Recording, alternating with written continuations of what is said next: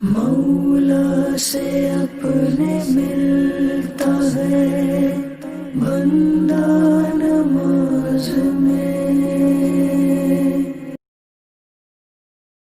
तो अब हम बताना चाहते हैं that who is right and who is wrong according to Quran and Sunnah. According to Quran and Sunnah आप लोग देखोगे वली रहमानी की एक वीडियो है जिसमें वो नबी करीम सल्लल्लाहु अलैहि वसल्लम की फेवरेट बिल्ली मुइज्जा उसके बारे में जिक्र कर रहे हैं और उसमें वो नमाज पढ़ रहे हैं। वो नमाज हनफी नमाज है, वो नबी करीम सल्लल्लाहु अलैहि वसल्लम की नमाज नहीं है। तो वो जन्नत में कैसे जाएंगे? जन्नत में सिर्फ मुस्लिम जाएगा और Muslim is the follower of prophet Muhammad सल्लल्लाहु अलैहि वसल्लम। और वली रहमानी की तो नमाज ही प्रॉफिट सल्लल्लाहु अलैहि वसल्लम के मुताबिक नहीं है। नबी करीम सल्लल्लाहु अलैहि वसल्लम ने फरमाया सल्लु कमा रअयतमूनी उसल्ली, नमाज उसी तरीके से पढ़ो जैसे आप हमें देख रहे हो पढ़ते हुए।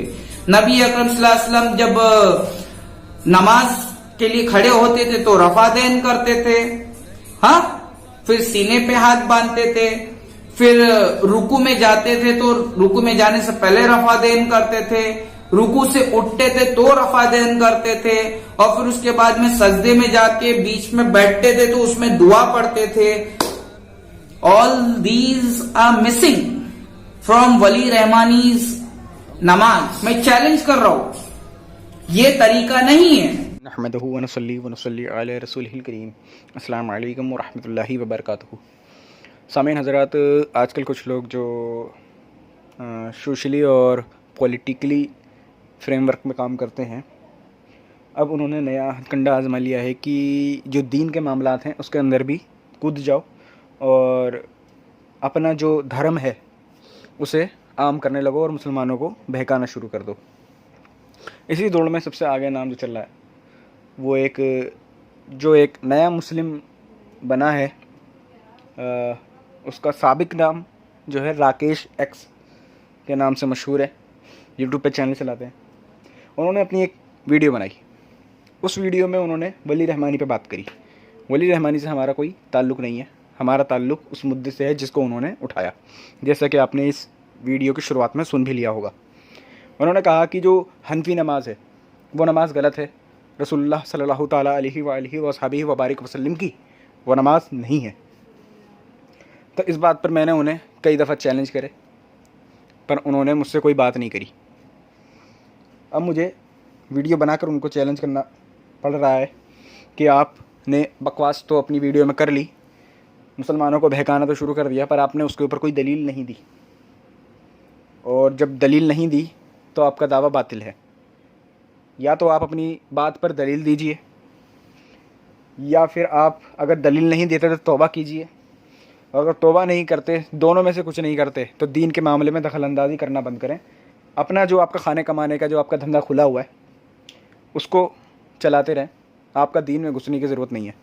हाँ, बेशक आप इल्म हासिल करें, जहाँ पे आपको मुसलमानों की इस्लाह की बात हो वहाँ आप मुसलमानों की इस्लाह करें, जहाँ पे उन्हें समझाने की बात हो वहाँ पे समझाएं, पर दीन के मामले में कोई दखल अंदाज़ी ना करें।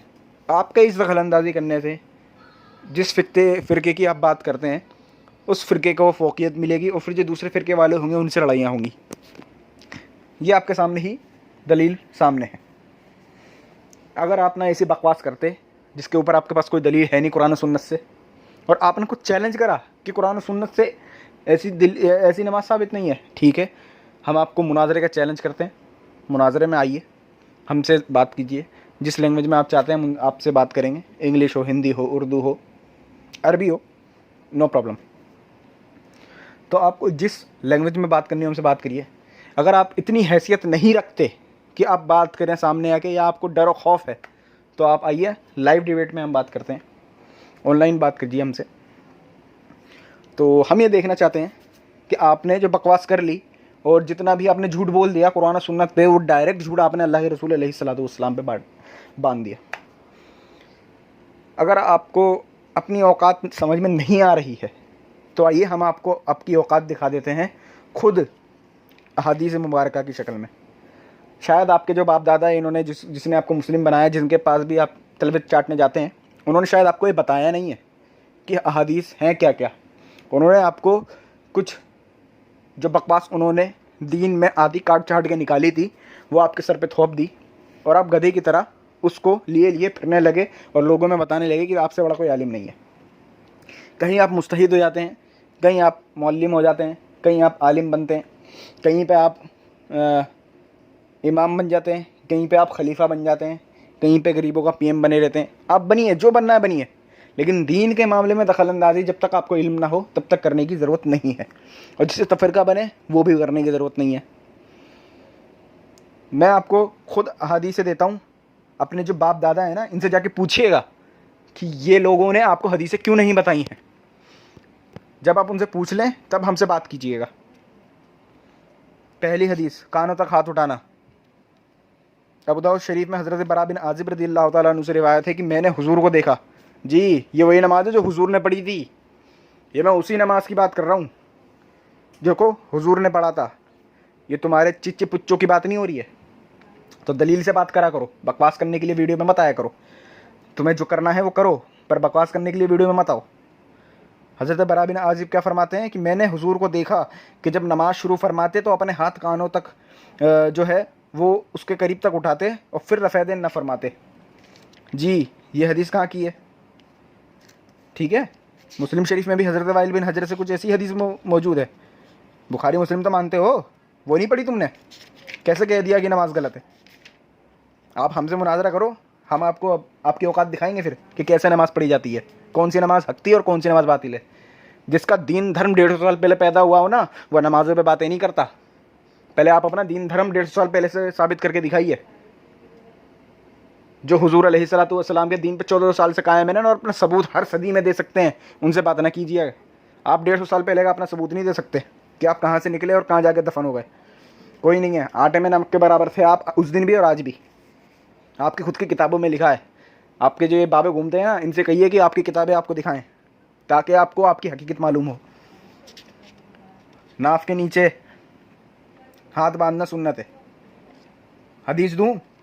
लिखिए हदीस। हज़रत वाइल बिन हजर से रिवायत है कि मैंने हुजूर अलैहिस्सलातु वस्सलाम को देखा। जी, हुजूर को देखा कि आपने अपना दाहिना हाथ बाएं हाथ पर रखा, नाफ के नीचे। इसको इमाम इब्ने अबी शैबा इस हदीस को असनादहु सही कह के नकल करते हैं और यूँ कहते हैं कि इसके सब रावी सिकाएँ। जी, आप सीने पर चढ़ा चढ़ा के घूमते हैं औरतों की तरह। मर्द बनिए, औरत ना बनिए। दलील दीजिए, दलील से बात करिए, बिना दलील के बकवास करने मत आया कि ये वीडियो में। नमाज में बिस्मिल्लाह आहिस्ता पढ़ना। मुस्लिम और बुखारी में इमाम अहमद ने ये 3 किताबों का नाम बता रहा हूँ, मुस्लिम ने, इमाम बुखारी ने और इमाम अहमद ने हज़रत अनस से क्या रिवायत की है कि मैंने नबी करीम सल्लल्लाहु अलैहि वसल्लम को, हज़रत अबू बकर सिद्दीक़ को, हज़रत उमर फ़ारूक को, हज़रत उस्मान गनी रज़ियल्लाहु ताला अलैहिम अजमईन को, उनके पीछे नमाज़ पढ़ी। उनमें से किसी को ना सुना कि बिस्मिल्लाहिर्रहमानिर्रहीम पढ़ते हों, यानी कि बुलंद आवाज़ से। समझ में आ रहा है कुछ? हदीस सुन के नहीं आ रहा? इमाम के पीछे किरात करना, किरात खल्फुल इमाम, पूरा लेक्चर मेरा मौजूद है, प्लेलिस्ट में जाइए। फातिहा खल्फुल इमाम के मसले में मैंने इंजीनियर मोहम्मद अली मिर्ज़ा को उसकी किताबों से हवाले दिए थे, यानी कि आपके बाप दादाओं को वहाबियों की जो किताबें उससे हवाले दिए थे। चैलेंज है, जवाब दीजिए। आइए फिर मुनाजरा करिए, अगर आपके बस की ना हो तो। बकवास मत करा करिए। और हवाले देने कि क्या चीज़ हकीकत है और क्या चीज़ बातिल है। आमीन आहिस्ता कहनी चाहिए। हदीस मौजूद है, बुखारी, मुस्लिम, इमाम अहमद, इमाम मालिक, अबू दाऊद, तिरमिज़ी, निसाई, इब्ने माजा ने, इन सब ने हज़रत अबू हुरैरा से रिवायत करा है कि फरमाया नबी करीम सल्लल्लाहु अलैहि वसल्लम ने कि जब इमाम आमीन कहे तो तुम भी आमीन कहो, क्योंकि जिसकी आमीन फरिश्तों की आमीन से मुवाफिक होगी उसके गुज़िश्ता गुनाह बख्श दिए जाएंगे। इस हदीस से मालूम हुआ कि गुनाह की माफ़ी उस नमाजी के लिए है जिसकी आमीन फरिश्तों की आमीन की तरह हो, और जाहिर है कि फरिश्ते आमीन आहिस्ता कहते हैं। हमने उनकी आमीन आज तक न सुनी, तो चाहिए कि हमारे आमीन भी आहिस्ता होनी हो ताकि फरिश्तों की मुवाफ़क़त हो, गुनाहों की माफ़ी हो। जो वहाबी चीख चीख कर आमीन कहते हैं, वो जैसे मस्जिद में आते हैं वैसे ही जाते हैं, उनके गुनाहों की माफ़ी नहीं होती, क्योंकि वो फरिश्तों की आमीन की मुखालफत करते हैं। और भी हदीस बुखारी मुस्लिम में है। इसी तरीके से और भी मसले हैं।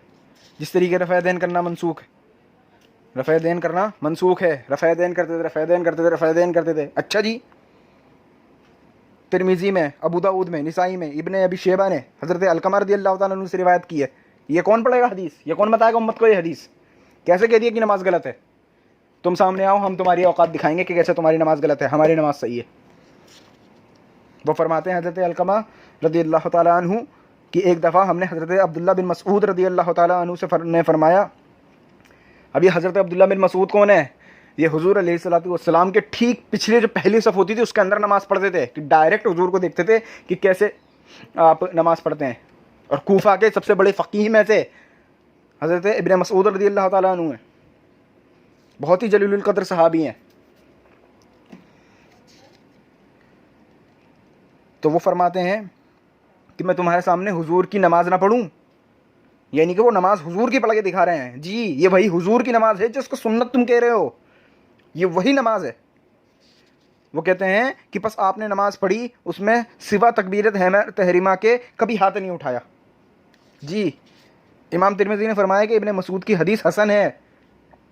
इस हदीस इस रफ़ैदैन न करने पर बहुत से उलमा, सहाबा, ताबईन का अमल है। जी, कहाँ से आ रही हैं ये हदीसें? आपने तो इधर उधर की बातें करके आवाम को गुमराह कर दिया। और मेरे हज़ार बार, मेरा पता नहीं कितनी बार मैंने आपको मुनाजरे का चैलेंज दिया, पर आपने उसको कबूल नहीं किया। तो ये मैं आपको डायरेक्ट मुनाजरे का चैलेंज कुरान और हदीस के सामने रख के जवाब दे रहा हूँ। आप वितर एक रकात साबित करिए ना, दिखाइए हदीसें कहाँ हैं आपकी एक रकात वितर की।